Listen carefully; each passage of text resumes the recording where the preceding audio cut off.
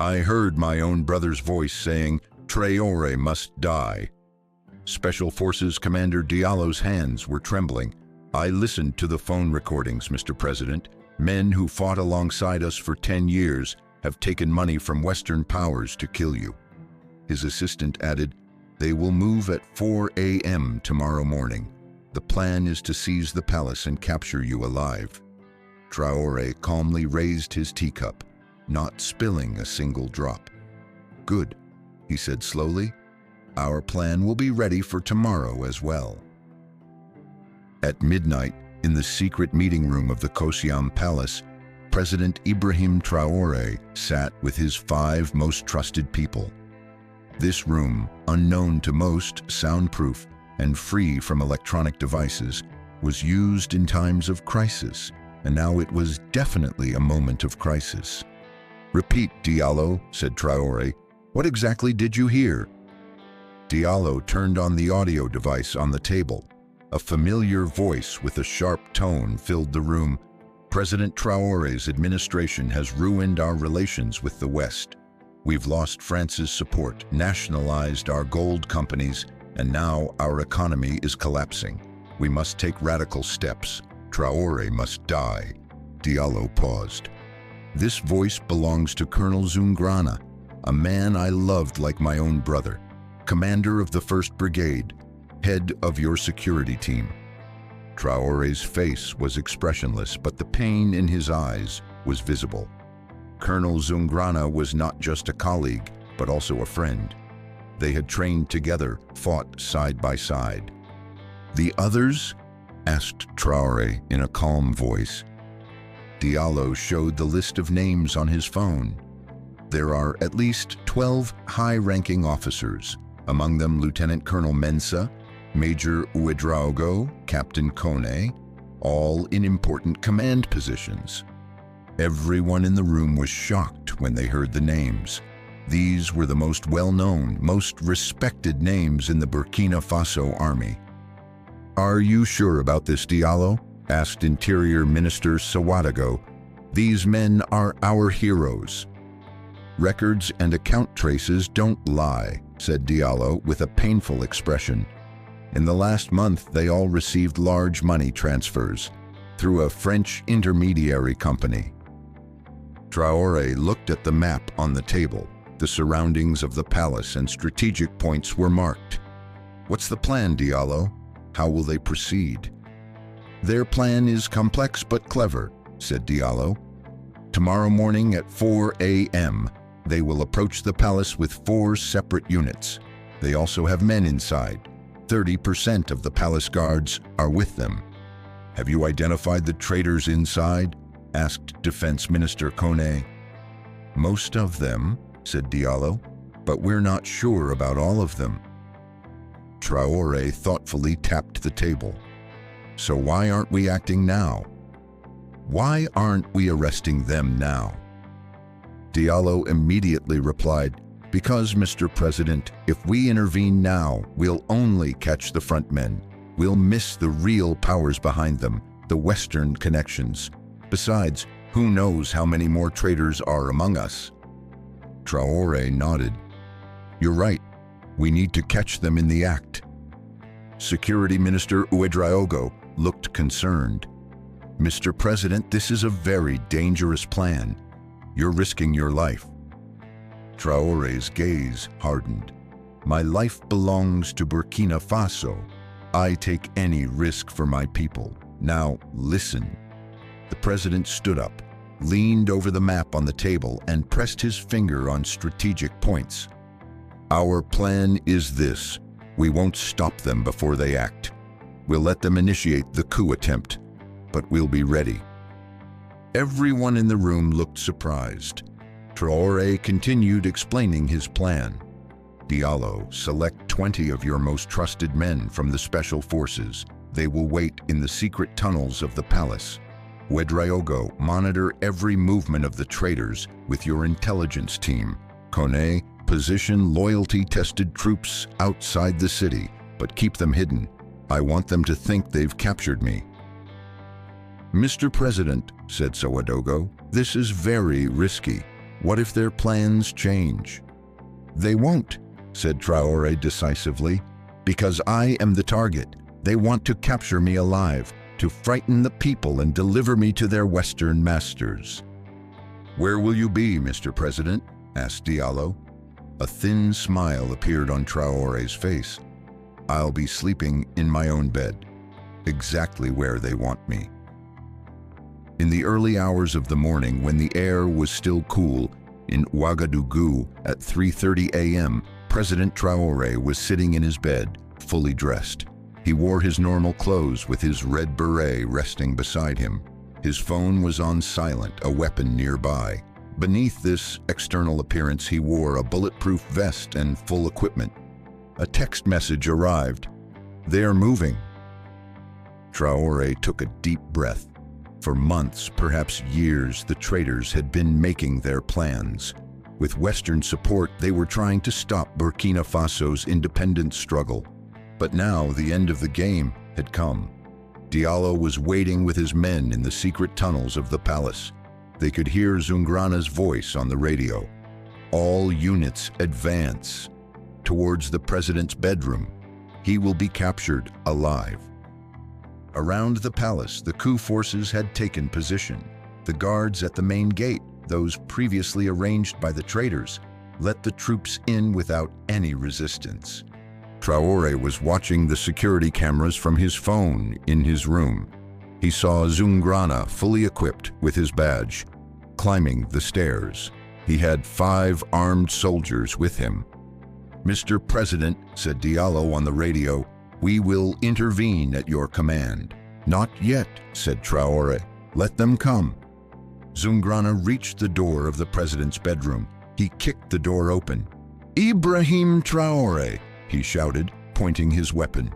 Surrender. You are no longer president. Traoré was sitting calmly on his bed. Welcome, Zoungrana. I've been expecting you. Zoungrana hesitated with surprise. He wasn't expecting this. Put down your weapon, Ibrahim, he said threateningly. Your time is over now. The country will go in a new direction. Traoré spoke without getting up from his place. Which direction, my friend? The direction France wants, surrendering to those who steal our resources. You've ruined the country, shouted Zoungrana. Our economy is collapsing. Our economy is transforming, said Traoré calmly, from a colonialist economy to an independent one. We are suffering because freedom isn't easy. Enough talk, said Zoungrana, signaling to the soldiers. Take him. Before you take me, said Traoré, I have a question I want to ask. How much did you get, Zoungrana? How much money did you take to sell your country? Zoungrana's face tensed. This will be your last words, Ibrahim. No, said Traoré, raising his phone. These won't be my last words. Now, Diallo. Suddenly, the secret doors of the room opened. Special forces, fully equipped and armed, emerged. As Zoungrana and his men tried to understand what was happening in bewilderment, they found themselves surrounded. Get down! Drop your weapons, Diallo ordered. Zoungrana looked around. There was no escape. The coup forces began to put down their weapons. This was a trap, said Zoungrana in shock. You knew? Of course I knew, said Traoré, standing up. A leader must always be alert, especially if he's trying to truly make his country independent. Meanwhile, outside the palace, Defense Minister Koné's loyal troops had moved in. They encircled the coup soldiers. After a brief confrontation, most surrendered. In the first light of morning, Traoré addressed the nation on national television. People of Burkina Faso, this morning there was a coup attempt against our country. A group of traitors supported by Western powers tried to overthrow our democratic administration, but they failed. Because we were always alert, always ready. The camera showed the arrested coup leaders. Among them, Zoungrana was standing in his military uniform with his head bowed. These individuals, Traoré continued, tried to sell Burkina Faso's sovereignty. They attempted to hand over our gold, our uranium, and our natural resources to our former colonizers. But Burkina Faso is not for sale. Across the country, people had gathered around televisions watching the events. The streets began to fill with demonstrators supporting Traoré. Western powers should know, said Traoré, that Africa's awakening has begun. The old games will no longer work. Burkina Faso will remain independent. Traoré's words echoed throughout the continent. On social media, hashtags like #AfricaIsIndependent and #Traoré is a hero became trending topics. A few days later, the interrogations of the arrested coup plotters began. Zungrana was sitting alone in the interrogation room. The door opened and Traoré entered. "Why, Zungrana?" asked Traoré in a friendly voice. "We were like brothers." Zungrana raised his head, his eyes tired and resentful. "Because you can't win, Ibrahim. No one can win against the West. They are too powerful." "No," said Traoré, sitting across from him. "They just make us feel that way. But the truth is, if we unite, no one can defeat Africa." "You're thinking naively," said Zungrana with a bitter smile. "Look what happened to Sankara. The same fate awaits you." Traoré shook his head. "We are in Sankara's time, but also not the same time. Now our people are more conscious, our youth more determined, and most importantly, we are no longer alone." Zungrana looked skeptically. "What do you mean?" "What I mean," said Traoré, "is Mali, Niger, even Guinea. We are all in the same struggle. The West's game no longer works. Africa for Africans." Traoré stood up. "You will be tried as a traitor, Zungrana. But if you cooperate, perhaps there could be a place for you in the future Africa." After a long silence, Zungrana spoke. "Who is behind it? Who paid?" "Now you're asking the right question," said Traoré. In the following weeks, shocking details about the coup attempt emerged. According to Zungrana's testimony, not only French intelligence but also major mining companies were involved, especially companies disturbed by Burkina Faso's decision to nationalize gold mines. Traoré shared this information with the world at an international press conference. "Today I show you the true face of modern colonialism. These are not just countries or governments, but also big corporations and financial institutions. The owner of Africa's resources is the African people." Some Western journalists attending the conference characterized Traoré's claims as extreme and unproven, but the African media and people enthusiastically welcomed these statements. The leaders of Mali, Niger, and Guinea sent messages of support to Traoré.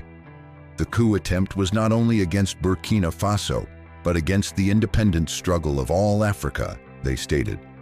A month later, a large rally was organized in Ouagadougou. Thousands of people filled the squares with Burkina Faso flags in their hands. Traoré addressed the crowd. "The failure of this coup attempt is not our success, but the success of our people, because you chose independence, because you want to shape the future of Burkina Faso with your own hands." Enthusiastic applause rose from the crowd. Traoré continued. "Now we have a new era ahead of us. We will work to strengthen our economy, improve our education, and increase the welfare of our people. But most importantly, we will protect our true independence." Traoré's speech was broadcast throughout Africa. It created great excitement among young people on social media. Hashtags like African Unity and New Burkina were shared millions of times. 6 months after the coup attempt, positive developments began to be seen in Burkina Faso's economy. The nationalization of gold mines had provided the country with significant income.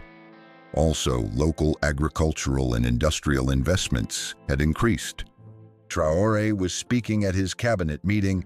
The coup attempt strengthened us. Now we know better who is friend and who is enemy.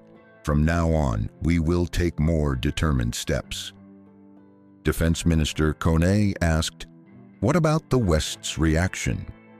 "They have started to impose sanctions." "Sanctions," said Traoré, laughing, "only force us to be more creative. Now we are finding new trading partners. Russia, China, Turkey, even India. Africa no longer looks only to the West."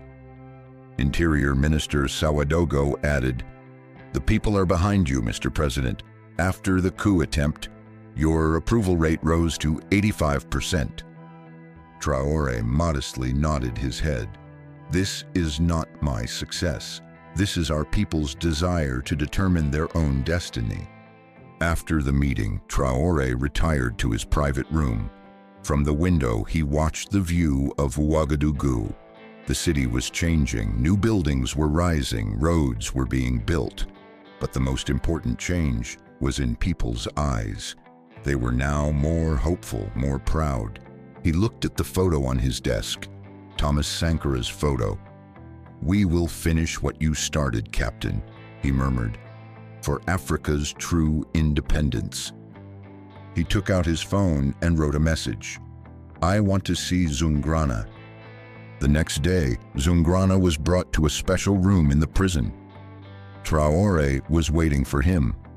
"Hello, old friend," said Traoré, pointing to the chair. "Please sit." Zungrana sat cautiously. "Why are you here, Ibrahim?" "Because," said Traoré, "we need an experienced soldier like you. You were tried as a traitor, but perhaps there is a way to pay your debt." Zungrana looked with surprise. "What do you mean?" "What I mean," said Traoré, "is that you know very well how the West plans coup attempts in African countries. This information could be very valuable for our other brother countries." Zungrana looked thoughtful. "And in return?" "In return," said Traoré, "I offer you a new beginning. At the West African Security Academy, you can teach young officers how to be alert against external interventions." There was a long silence. Finally, Zungrana spoke. "Why do you trust me, Ibrahim?" "I tried to kill you." Traoré smiled. "Trust and second chances are signs of true leadership, Zungrana. Sankara would believe in that too. Now, will you help us?" Zungrana slowly extended his hand. "Africa's real enemies are outside the borders. Yes, I will help." The two former friends shook hands. This was not just a personal reconciliation, but also meant a new page in Africa's independence struggle. In the years that followed, the Sahel Alliance, established by Burkina Faso, Mali, and Niger, became the strongest political and economic union in the region. By forming a common front against Western influence, they began to use their resources for the benefit of their own peoples. And it all began with a phone call taken at midnight, with the courage of a commander who heard his own brother's voice, and the coolness of a president. Africa's independence struggle continued not only against external enemies, but also against internal betrayals. But now hope was stronger.